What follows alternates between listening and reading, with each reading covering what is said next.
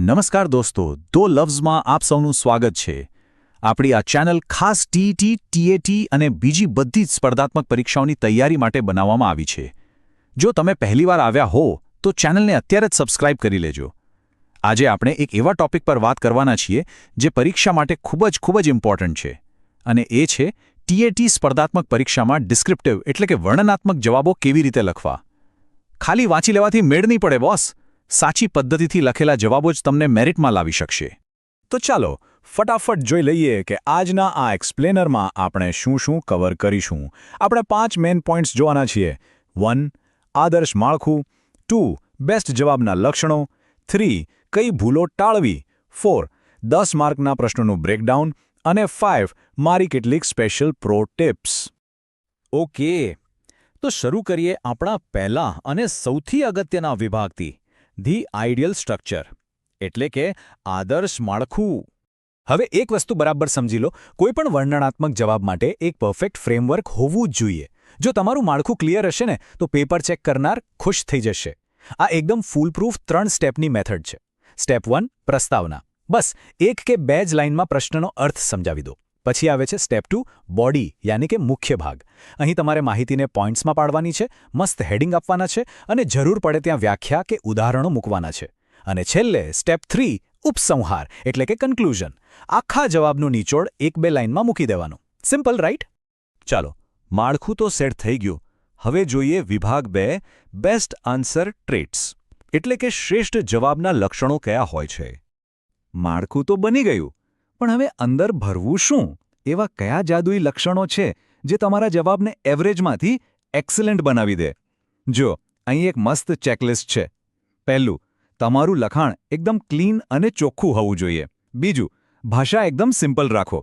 બહુ અઘરા શબ્દો વાપરવાની કોઈ જરૂર નથી. અને હા, જવાબો હંમેશા પોઈન્ટ વાઇઝ લખો અને પ્રોપર હેડિંગ્સ આપો. શબ્દ મર્યાદાનું તો ખાસ પાલન કરવાનું છે હો. અને સૌથી મોટું સિક્રેટ, જે મેઇન કીવર્ડ્સ હોય ને એની નીચે અંડરલાઇન કરવાનું બિલકુલ ન ભૂલતા. આ નાની વાતો જ તમને હાઈ સ્કોર અપાવશે.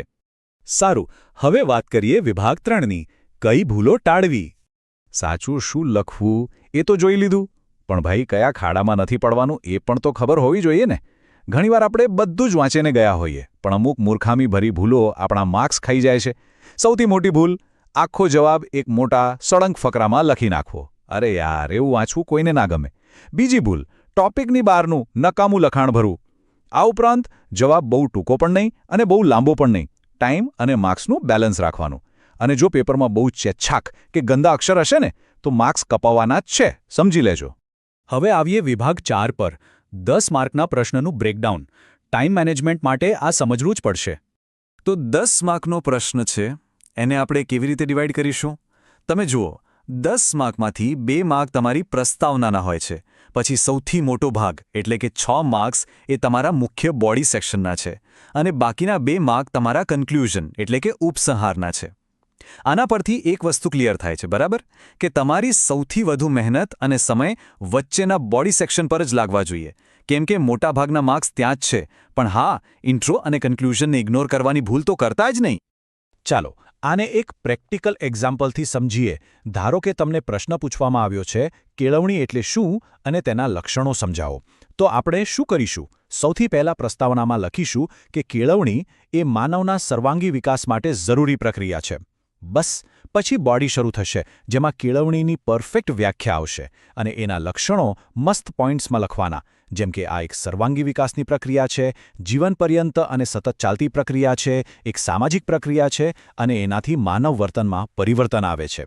અને છેલ્લે ઉપસંહારમાં લખી દેવાનું કે આ રીતે કેળવણી વ્યક્તિ અને સમાજ બંને માટે કેટલી અગત્યની છે. જોયું? આ રીતે લખો એટલે પૂરા માર્ક્સ પાક્કા સમજો.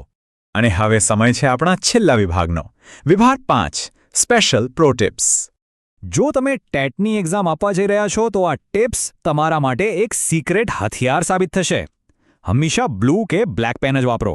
હેડિંગને અલગ પાડવા એની નીચે અંડરલાઇન ચોક્કસ કરો. અને જો ભાઈ ડાયાગ્રામ કે ફ્લો ચાર્ટનો યુઝ કરશો ને તો પેપર એકદમ અલગ જ તરી આવશે. કીવર્ડ્સ હાઇલાઇટ કરવાનું ભૂલતા નહીં. અને મારી સૌથી ફેવરેટ અને powerful pro tip, first impression is the last impression.